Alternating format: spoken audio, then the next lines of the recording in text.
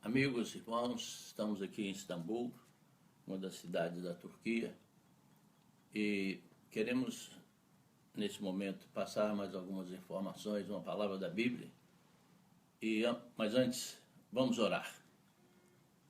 Vamos repetir os versículos 23 e 24 do Salmo 139, que diz assim: sonda-me, ó Deus, e conhece o meu coração.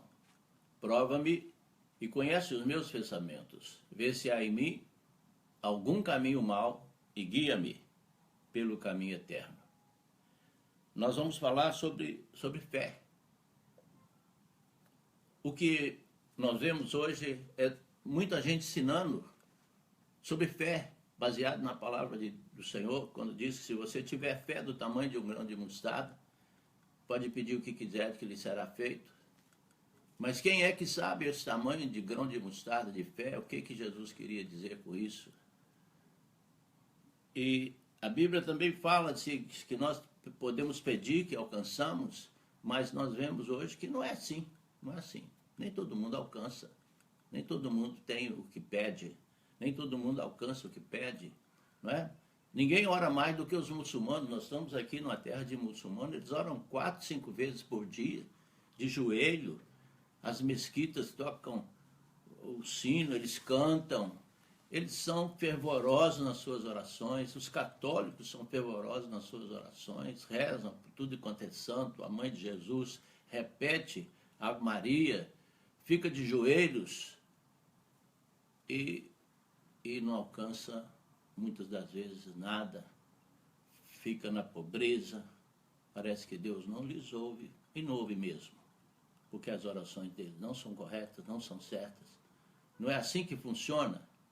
Esse moço aqui, chamado Jabes, ele fez alguma coisa especial. Ele fez alguma coisa especial. A Bíblia diz que ele foi mais ilustre do que seus irmãos. Você é mais ilustre do que os seus irmãos? O que você fez para mexer com o coração de Deus? O que você fez para mexer com Deus? Para mover Deus? Não é? Todos que alcançaram promessas, antes provaram a Deus que eles tinham fé. Não é? Abraão foi chamado, Deus falou que Abraão, sai do meio da tua parentela. Ele saiu. E vai para uma terra que eu te mostrarei. Ele saiu andando, Deus não falou qual a terra que ele ia alcançar, mas ele saiu andando pela fé. E Deus lhe deu o que deu. E Deus o transformou no pai da fé dos judeus. Esse moço chamado Jabes, eu digo, Senhor, o que esse moço fez para poder alcançar de tudo que ele te pediu? Largou as fronteiras, porque não me sobrevém aflições. O que ele fez? Aí o Deus falou assim, ele foi mais ilustre do que os seus contemporâneos. Você precisa ser mais ilustre. Você tem que fazer diferença. Não é só ficar escutando teologia que prega, que você tem que fazer isso, tem que ter a fé pequena, a fé grande. Né? Muita gente falando sobre fé, mas não vivendo a fé. Fala sobre fé, mas não vive. Tem que viver. Tem que viver a fé. Você tem que mostrar a Deus que você é diferente, que você é mais ilustre do que os seus contemporâneos. Você tem que provar para Deus que você é melhor do que os outros, do que os seus irmãos, do que os seus colegas de ministério. Você tem que provar para Deus. Quando me converti, eu passei a dizimar e a minha família, que não era crente, começou a me criticar e a falar que eu estava dando tudo que eu tinha para os pastores. E eu tinha uma sociedade com o cunhado numa indústria. E eles, apavorados, com medo de eu levá-los à falência, quiseram desfazer a sociedade, me convidaram para desfazer a sociedade. Eu não podia fazer nada. Fui perguntar para Deus, na minha sala de oração, quanto eu deveria pedir pela minha parte. Eu tinha um número já pré-estabelecido no meu coração, mas eu achei que Deus, por eu ser seu servo, ia me dar mais. E quando eu orei e perguntei a Deus, eu tive a surpresa de Deus falar comigo da maneira que eu vou contar para vocês agora. Eu falei, Deus, quanto devo pedir pela minha parte?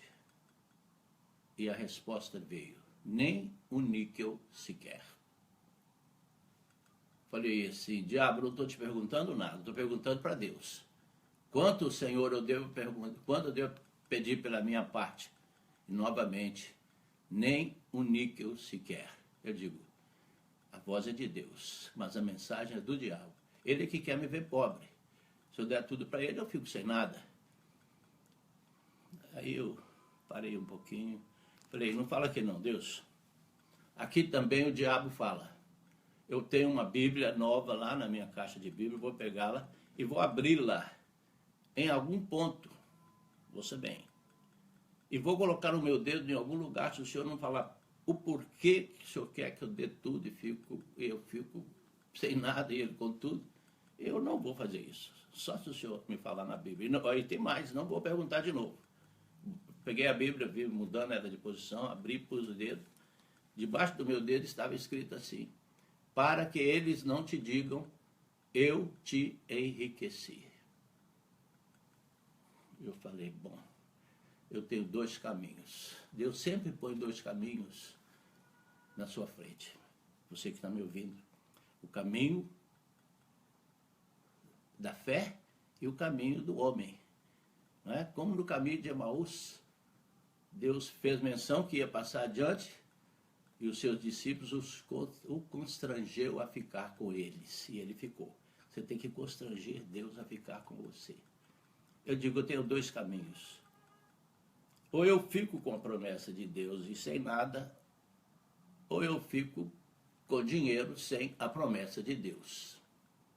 Aí pensei um pouco, eu tinha acabado de ler, estava indo lendo o Velho Testamento, e estava lendo onde Abraão também foi colocado à prova. Deus chamou Abraão e falou com ele, sai do meio da parentela. Sai do meio da tua parentela para uma terra que eu te mostrarei. Ele saiu sem rumo, sem destino, para uma terra que Deus ainda ia mostrar para ele.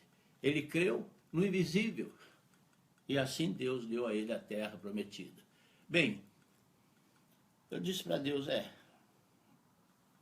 eu vou ficar com a tua promessa como Abraão. Falei para Deus. Falei, Deus, não pode, eu te peguei.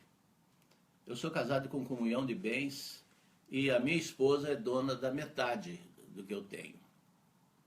Aí ouvi a voz dele de novo, vá e diga a ela. Eu saí com a Bíblia na mão, encontrei com a minha esposa Daisy no corredor da casa. E eu parei aí, interpelei-a e disse, olha, eu estava orando e aconteceu isso. Contei, como eu estou contando agora. Ela olhou bem nos meus olhos e disse assim, Deus falou mesmo com você? Eu digo, falou. Faça como Ele te mandou fazer. E eu, no outro dia, ia ter um encontro com o meu sócio, e ele estava chorando, dizendo que isso partia da minha irmã, que não era uma coisa dele, que ele não podia me comprar, que ele não tinha dinheiro para me comprar, a parte da indústria. Eu digo, não, fica tranquilo. Preguei para ele, conversei com ele, e ele, irredutível, não querendo que eu fizesse o que eu ia fazer ali naquele momento. Eu digo, não, manda buscar as escrituras, o contrato social, porque é ordem de Deus, eu vou entregar tudo para você. E entreguei tudo para ele. E quando eu voltava para casa, o carro parecia que flutuava. Havia anjos dentro do carro. Havia aquela presença gloriosa de Deus, que eu falei, eu estou ficando louco, acabei de dar tudo que eu tenho e estou morrendo de alegria. Porque fazer a vontade de Deus te transforma em um ser sobrenatural. Você não é mais uma pessoa natural, você é uma pessoa sobrenatural. Esse é o verdadeiro sentido da fé. A fé sem obras é morta. Você tem que provar a Deus que você é mais ilustre do que os seus irmãos, para você adquirir as coisas de Deus. Não é simplesmente pregar como se fosse um papagaio, que tem que fazer isso, tem que fazer aquilo, tem que fazer outro. Não, você tem que ser ilustre, tem que ser servo, tem que ser obediente à palavra de Deus. Essa é a verdadeira mensagem da fé.